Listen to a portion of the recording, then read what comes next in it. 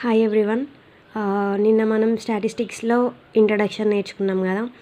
అంటే స్టాటిస్టిక్స్ అంటే ఏంటి, డాటా ఎన్ని టైప్స్ ఉంటుంది, ఎన్ని సిరీసెస్ ఉంటుంది, అంటే individual series, discrete series, continuous series అని చెప్పుకున్నాం కదా.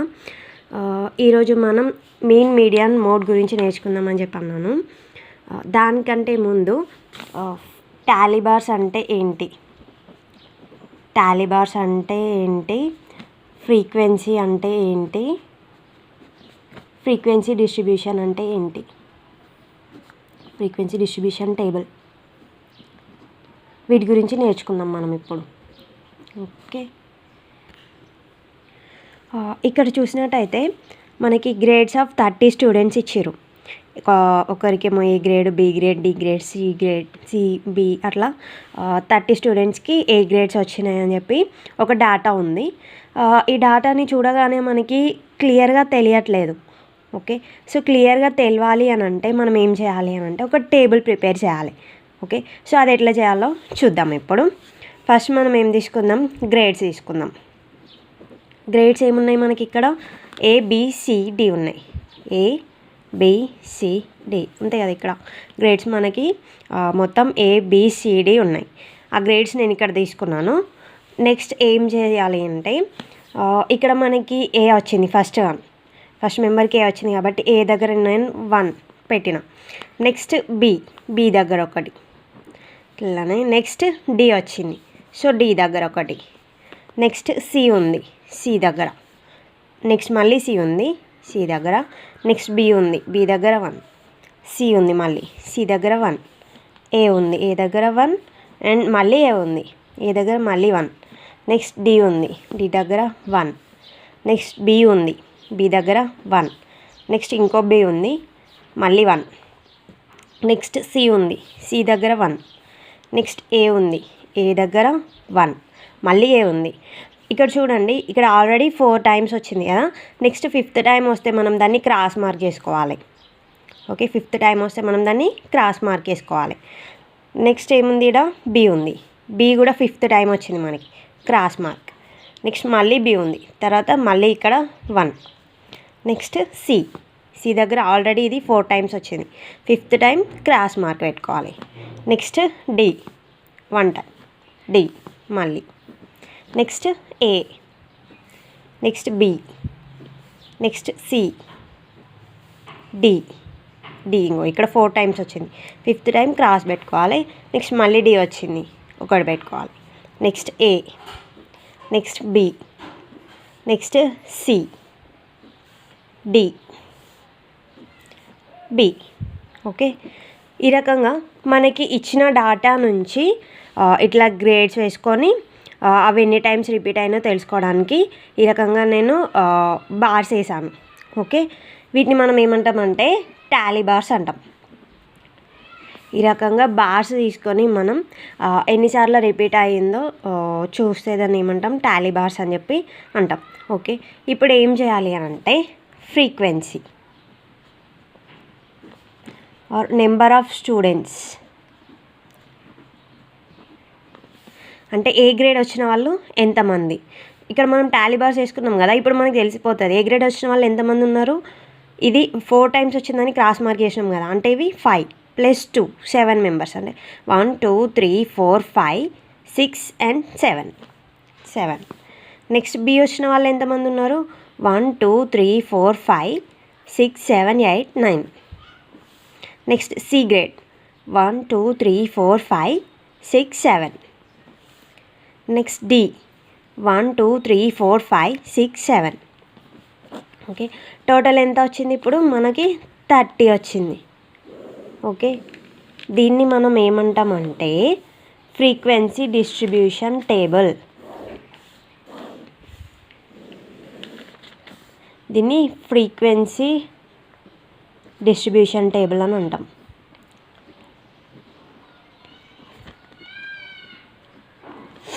ఈ డేటాను చూస్తే మనకి క్లారిటీ వచ్చింది. ఇక్కడ ఫస్ట్ క్వశ్చన్లో మనకి అసలు క్లారిటీగా తెలియలేదు.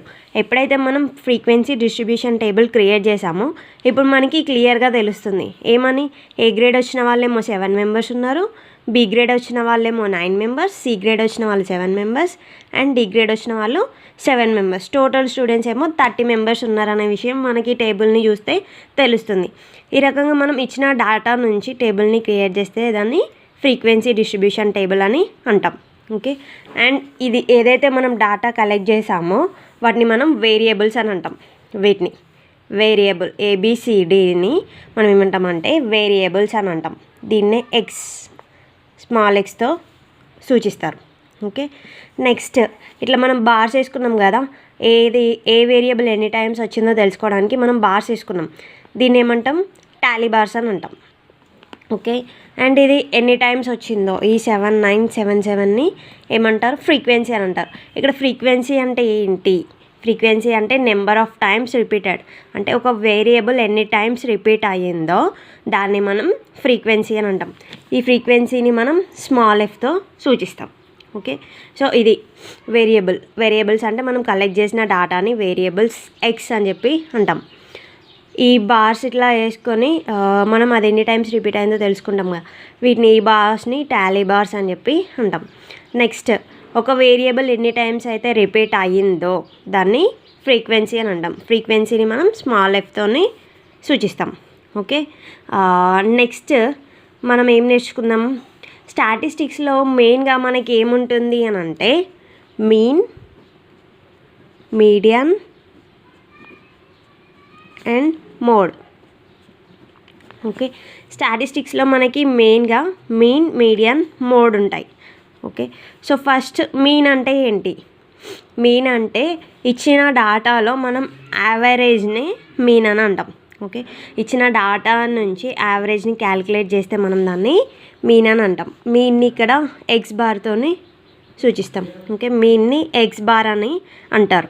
నెక్స్ట్ మీడియన్ అని అంటే మనకి ఇచ్చిన డేటాలో మిడిల్ వాల్యూ ఏదైతే ఉందో దాన్ని మీడియన్ అని అంటారు. మీడియన్ని మనం క్యాపిటల్ ఎంతో సూచిస్తాం. ఓకే, నెక్స్ట్ మోడ్ అని అంటే మనకి ఇచ్చిన డేటాలో ఏదైతే ఎక్కువ టైమ్స్ రిపీట్ అయ్యిందో దాన్ని మోడ్ అని చెప్పి అంటాం.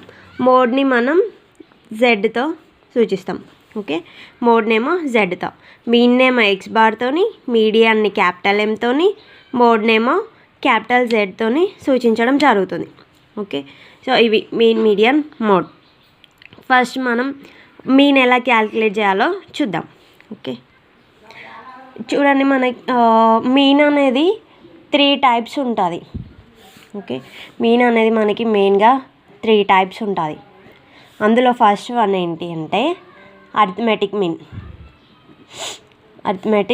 Mean, next geometric mean, second one. Next third one harmonic mean.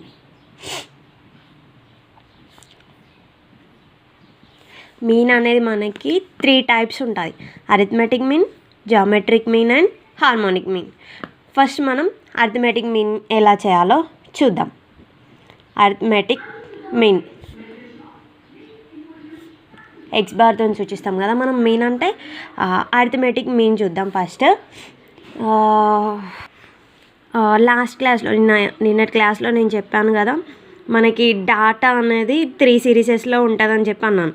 ఏంటవి? Individual series, discrete series and continuous series. Data అనేది 3 సిరీసెస్లో ఉంటుందని నిన్న క్లాస్లో చెప్పాను కదా, individual, discrete and continuous series. ఈ 3 సిరీసెస్కి మనం 3 టైప్స్లో మీన్ని క్యాలిక్యులేట్ చేయాల్సి ఉంటుంది. ఫస్ట్ ఇండివిజువల్ సిరీస్లో ఫార్ములాస్ చూద్దాం. ఓకే, ఏ సిరీస్ అయినా కూడా మీన్ అనేది 2 మెథడ్స్లో క్యాలిక్యులేట్ చేయడం జరుగుతుంది. ఫస్ట్ వన్ ఏంటి అంటే direct method. Next second one short cut method. Direct మెథడ్లో ఫార్ములా చూద్దాం. x bar equals to summation x by n. Short cut మెథడ్లో X bar equals to A plus summation D by N. ఇది individual సిరీస్లో మీన్ని calculate చేయడానికి formula. ఇక్కడ summation X అని అంటే మనకి డేటా ఇస్తాడు కదా, ఇండివిజువల్ డేటా అనేది ఇస్తాడు కదా, ఆ డేటాని టోటల్ చేస్తే సమ్ చేస్తే అంటే సమ్ ఆఫ్ ఎక్స్ అంటే ఆ ఎక్స్ వాల్యూస్ అన్నిటినీ సమ్ చేస్తే టోటల్ చేస్తే మనకి సమ్మేషన్ ఎక్స్ వస్తుంది. ఇక్కడ క్యాపిటల్ ఎన్ అంటే ఇండివిజువల్ సిరీస్లో క్యాపిటల్ ఎన్ అంటే నెంబర్ ఆఫ్ అబ్జర్వేషన్స్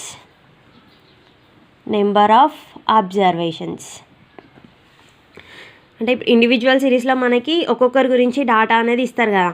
అంటే ఇప్పుడు ఒక 10 మెంబర్స్ డేటా ఇచ్చారు అనుకో, క్యాపిటల్ ఎన్ ఏమవుతుంది 10 అవుతుంది, అంటే 10 అబ్జర్వేషన్స్ అన్నట్టు. లేదు ఒక 5 మెంబర్స్ ఇచ్చారు, అప్పుడు మనకి క్యాపిటల్ ఎన్ ఏమవుతుంది అంటే 5 అవుతుంది. ఓకే, సో ఇది డైరెక్ట్ మెథడ్లో. నెక్స్ట్ షార్ట్ కట్ మెథడ్లో A plus summation D by ఎన్ అని ఉంది కదా. ఇక్కడ ఏ అని అంటే అజ్యూమ్డ్ మీన్ అంటే ఏ వాల్యూ మనం ఇక్కడ ఏదైనా తీసుకోవచ్చు. నెక్స్ట్ సమ్మేషన్ డి అని అంటే సమ్ ఆఫ్ డీవియేషన్స్ అంటే ఇక్కడ డి అంటే ఏం లేదు, డి మనకి ఎట్లా వస్తుంది అంటే ఎక్స్ మైనస్ ఏ చేస్తే మనకి డి వస్తుంది. ఇది మీకు ప్రాబ్లం చేసేటప్పుడు క్లారిటీ వస్తుంది. ఓకేనా, మనకి ఎక్స్ వాల్యూస్ ఉంటాయి కదా, ఆ ఎక్స్ వాల్యూస్ నుంచి ఏ అనేది తీసేస్తే మనకి డి వాల్యూస్ వస్తాయి. ఆ డి వాల్యూస్ అన్నిటిని యాడ్ చేస్తే మనకి సమ్మేషన్ డి వస్తుంది. నెక్స్ట్ ఇక్కడ క్యాపిటల్ ఎన్ అని అంటే సేమ్ నెంబర్ ఆఫ్ అబ్జర్వేషన్. ఇది ఇండివిజువల్ సిరీస్లో. నెక్స్ట్ డిస్క్రీట్ సిరీస్లో చూద్దాం. డిస్క్రీట్ సిరీస్లో మళ్ళీ డైరెక్ట్ మెథడ్లో చూద్దాం. డైరెక్ట్ మెథడ్లో ఫార్ములా వచ్చేసి X bar equals to summation fx by capital N. మనకి డిస్క్రీట్ సిరీస్లో ఫ్రీక్వెన్సీ ఇస్తాడు, వేరియబుల్స్ ఇస్తాడు. ఓకే, ఫ్రీక్వెన్సీ అండ్ వేరియబుల్స్ రెండు ఇస్తారు. సో ఆ రెండింటిని మల్టిప్లై చేసి యాడ్ చేస్తే టోటల్ చేస్తే మనకి సమ్మేషన్ ఎఫ్ఎక్స్ వస్తుంది. ఓకే, నెక్స్ట్ క్యాపిటల్ ఎన్ అని అంటే ఇక్కడ క్యాపిటల్ ఎన్ అంటే టోటల్ ఆఫ్ ఫ్రీక్వెన్సీ.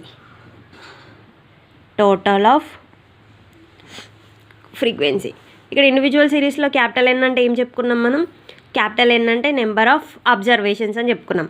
బట్ ఇక్కడ డిస్క్రీట్ సిరీస్లో క్యాపిటల్ ఎన్ అంటే టోటల్ ఆఫ్ ఫ్రీక్వెన్సీ. మనకి ఫ్రీక్వెన్సీ ఇస్తాడు కదా, దాని యొక్క టోటలే క్యాపిటల్ ఎన్ అవుతుంది. ఓకే, అది ప్రాబ్లం చేసేటప్పుడు మీకు క్లారిటీగా చెప్తాను. నెక్స్ట్ షార్ట్ కట్ మెథడ్లో ఫార్ములా చూద్దాం. షార్ట్ కట్ మెథడ్లో X bar equals to A plus summation F D by N. ఇక్కడ కూడా ఫార్ములా ఏంటి, A plus summation F D by capital N. A అని అంటే అజ్యూమ్డ్ మీన్, సమ్మేషన్ ఎఫ్డి అని అంటే మనకి సేమ్ ఇక్కడ ఎలా అయితే డీవియేషన్స్ క్యాల్కులేట్ చేసామో అదేవిధంగా డిస్క్రీట్ సిరీస్లో కూడా డి వాల్యూస్ని క్యాల్కులేట్ చేసిన తర్వాత ఫ్రీక్వెన్సీ ఇంటూ డి చేస్తే మనకి ఎఫ్డి వాల్యూస్ వస్తాయి. ఆ ఎఫ్డి వాల్యూస్ని టోటల్ చేస్తే సమ్మేషన్ ఎఫ్డి వస్తుంది. అండ్ క్యాపిటల్ ఎన్ అని అంటే టోటల్ ఆఫ్ ఫ్రీక్వెన్సీ. ఇది డిస్క్రీట్ సిరీస్లో ఫార్ములా. నెక్స్ట్ కంటిన్యూస్ సిరీస్లో చూద్దాం. కంటిన్యూస్ సిరీస్లో ఫస్ట్ డైరెక్ట్ మెథడ్లో ఫార్ములా వచ్చేసి X bar equals to summation fm by capital N.